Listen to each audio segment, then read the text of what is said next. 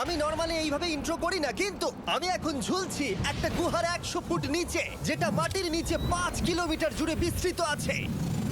আর আমরা এটা পছন্দ করি বা না করি, যখনই আমি আর আমার বন্ধুরা মাটি টাচ করলাম, আমরা অফিসিয়ালি এখানে আগামী 7টা দিন কাটাতে চলেছি।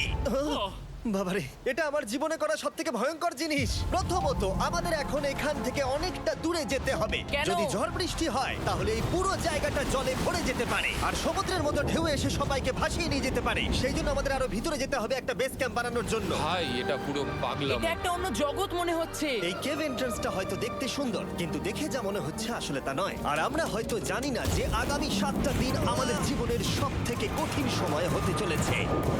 সব থেকে বাজে ডিসিশন।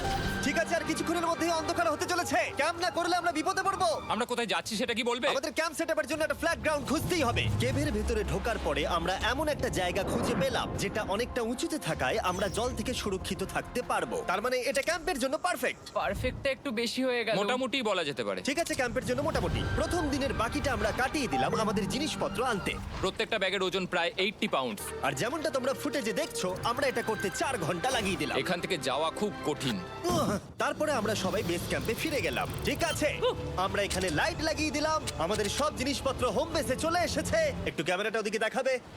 ওদিকটা কিন্তু ভয়ানক অন্ধকার, আর সব সময় এরকমই থাকবে। তাই আমরা ক্যাম্পিং গ্রাউন্ডের জন্য খুব বেশি কিছু করতে পারলাম না। কটা ফুটো করে দড়ি টাঙিয়ে দিলাম। এটা ধরো আর ওঠো দেখি। মনে হচ্ছে আমাদের হ্যামকগুলো ভালোই সাপোর্ট পাবে। আর তারপরে আমাদের সার্ভাইভাল গাইড জোয়ের সাহায্যে আমরা হ্যামক টাঙালাম। এই সরু দড়িটা আমার হ্যামকটাকে ধরে রাখবে। হ্যাঁ, ডিনার খেয়ে আমরা প্রথম রাত্রি ঠান্ডার জন্য তৈরি হলাম। আমি মিথ্যে কথা বলবো না, আমি যতটা ভেবেছিলাম তার থেকে এই হ্যামকটা অনেক বেশি কমফোর্টেবল। এই আমি তো আমার চমকেই হাতটা তো গেছিলাম। বড় কেন ভাই? এই কেভটা 2.5 কিলোমিটার ডিপ, আর আমরা এখন এন্ট্রান্সের কাছেই ক্যাম্পিং করছি। কাল আমরা অনেক কিছু এক্সপ্লোর করব। তোমরা কেমন ঘুমালে? ভয়ঙ্কর। ঘুমই হয়নি। এটা সত্যি একটা অস্বস্তিকর পরিবেশ। কেবের ওপর থেকে অনবরত আমাদের উপরে জল পড়েই যাচ্ছিল, তাই উপরে একটা প্লাস্টিক চাপালাম, কিন্তু তাও আমাদের হ্যামকের উপরে জল পড়েই যাচ্ছিল। একটা আইডিয়া আছে, চলো শেল্টারগুলোকে ভালোভাবে তৈরি করি। আমার মনে হয় এই প্লাস্টিকগুলোকে জুড়ে দিলে আর জল পড়বে না। বাহ, তুমি তো জিনিয়াস। আমি শুধু একজন ইউটিউবারই নয়, ঠিক আছে? আমার হ্যামকটা এটার উপরে ঝুলছিল। মানে দেখো, আমি আরেকটু হলে হ্যামক থেকে নেমে পড়ে যেতাম। আর আমরা সেই সময় এটা বুঝতেই পারিনি যে এই গর্তটা প্রায় 40 ফুট গভীর। তাই যখন আমি আর শন প্লাস্টিকগুলোকে জুড়ছিলাম, তখন ম্যাক আর কার্ল এই গর্তটা কতটা ভয়ঙ্কর সেটা দেখতে গেল। আমার হ্যামকটা দেখতে পাচ্ছো? ওখানে আমি ঘুমোচ্ছিলাম। এদিকটা দেখো। আর যেহেতু এই কেভে সব একই রকম দেখতে, তাই আমাদেরকে ফলো করা অনেকটাই কঠিন ছিল। এই ম্যাপে তোমরা আমাদের হোম বেস দেখতে পারবে, আর দেখতে পারবে ওরা ওখান থেকে কত দূর হ্যাঁ, যাচ্ছে। এটা তো খুবই ভয়ঙ্কর। ভাই এটা পাগলামো। আর যখন ছেলেরা র্যান্ডমলি এক্সপ্লোর করছিল, তখন আমি আর শন ক্যাম্পে কাজ করছিলাম। এই স্লিপিং ব্যাগটা এখানে কেন পড়ে?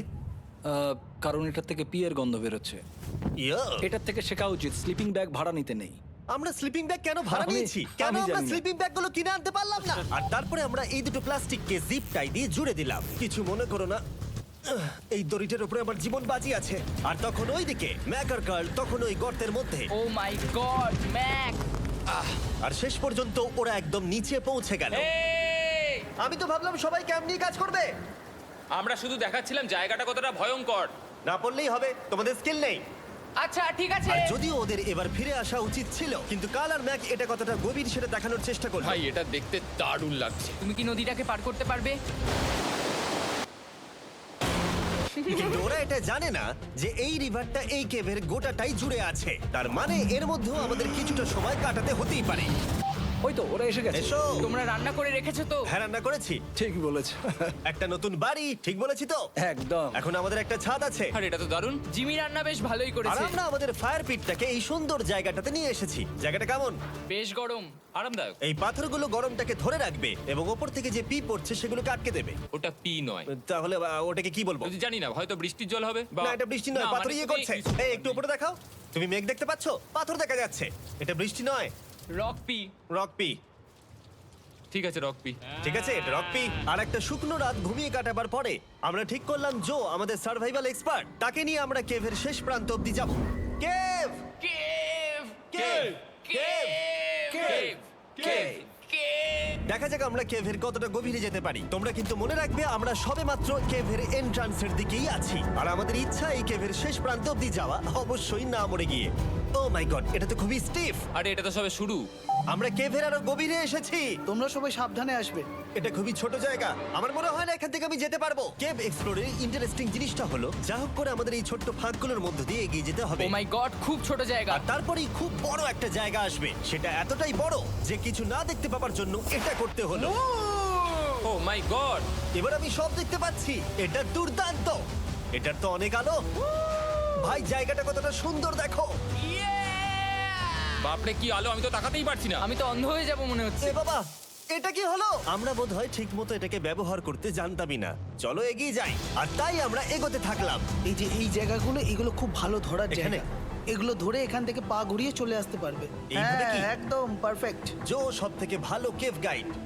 এভাবে কেউ গাইড করতে পারবে না। ঠিক আছে, এইবার ব্যাপারটা ইন্টারেস্টিং হবে। কি? এটা কি? এখান থেকে আমাদের ওয়েট শুট পরে সাঁতার কেটে যেতে হবে। গতকাল ম্যাক আর কার্ল এটা নিয়ে মজা করছিল, কিন্তু এই কেভে আমাদের পরের অ্যাডভেঞ্চারটা ছিল একটা প্রায় জমে যাওয়া নদীর মধ্যে। ও মাই গড, এটা তো পাগলামি! তার মানে আমাদের ওয়েট শুট পড়তেই হবে যাতে আমাদের হাইপোথার্মিয়া না হয়। আমরা এটা কেন করছি? এই এক্সপেরিয়েন্সটা তো জীবনে একবারই হবে। এটা করলে হয়তো আর নাও বেঁচে থাকতে পারি। আমাদের এই কেভের শেষে পৌঁছতে হলে আমাদের এই নদীর মধ্য দিয়ে, এই ছোট্ট ফাঁকগুলোর মধ্য দিয়ে সাবধানে ধীরে ধীরে এগিয়ে যেতে হবে। আস্তে আস্তে নামো, স্রোতের কারণে পা পেছনে টানতে পারে। ঠিক আছে, আমি তাহলে নামছি। তুমি ওই দেয়ালগুলো ধরে ধরে এগোতে থাকো আস্তে এটা তো আস্তে। খুব ঠান্ডা। তুমি পারবে জিমি। জানি না এখানে ঢুকতে পারবো কি না। জিমি, এবার তুমি জল থেকে উঠে দাঁড়িয়ে পড়ো। এটা সত্যি একটা পাগলামি। এখানে কি ঠান্ডা! যখন তোমরা খুব ঠান্ডা জলের মধ্যে থাকবে তখন একটা পাথরকে ধরে এগিয়ে চলা খুব কঠিন হবে। ও মাই গড, এটা সত্যি পাগলামি। ম্যাক, গড, চলে এসো। আমার ভয় লাগছে। চলো চলো, পারবে। ভাই। এগোতে থাকো, পেছন দিকে তাকিও না।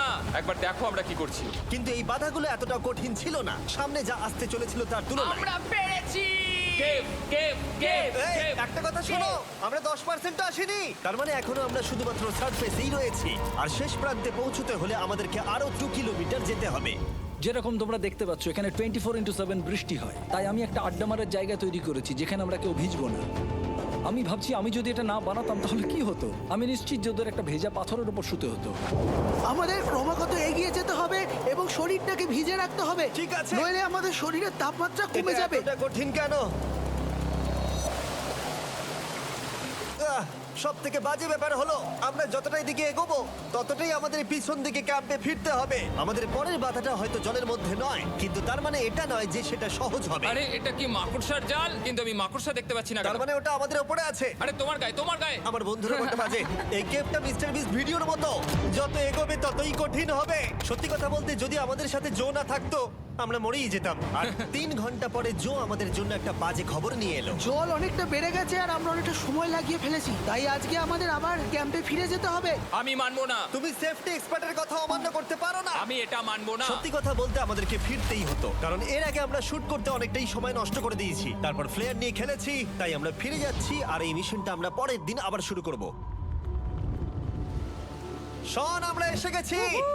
আরে তুমি এখানে কি করছিলে? এখন তোমরা কেউ ভিজবে না। আমি তো জানতামই না এই লাইটগুলো আমরা এনেছি। এগুলো দারুণ লাগছে তাই না? দুঃখের বিষয় আজকে আমরা মাত্র 20% এগোতে পেরেছি, কিন্তু বিশ্বাস করো আমরা শেষ পর্যন্ত অবশ্যই যাব আগামী কয়েকদিনের মধ্যেই। আমার মনে হয় কোনোদিনই হবে না। আমি তো বললাম। আমরা ডে 4টা রেস্ট নেব আর ডে 5-এ চেষ্টা করব এই কেভের শেষ অবধি যাবার। দেখা যাক কি হয়।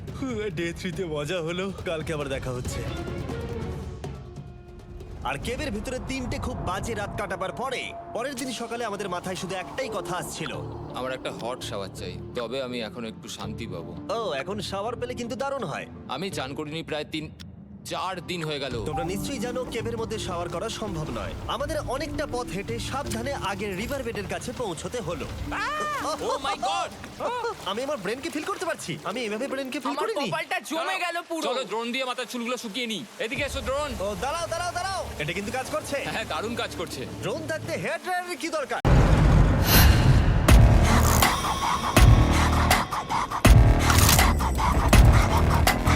হ্যালো বন্ধুরা, আপনারা যারা মিস্টার বিস্টের বাংলা ভাষার সকল ভিডিওগুলো দেখতে পছন্দ করে থাকেন তারা আমাদের চ্যানেলটিকে সাবস্ক্রাইব করে পাশে থাকা বেল আইকনটি অল করে রাখুন।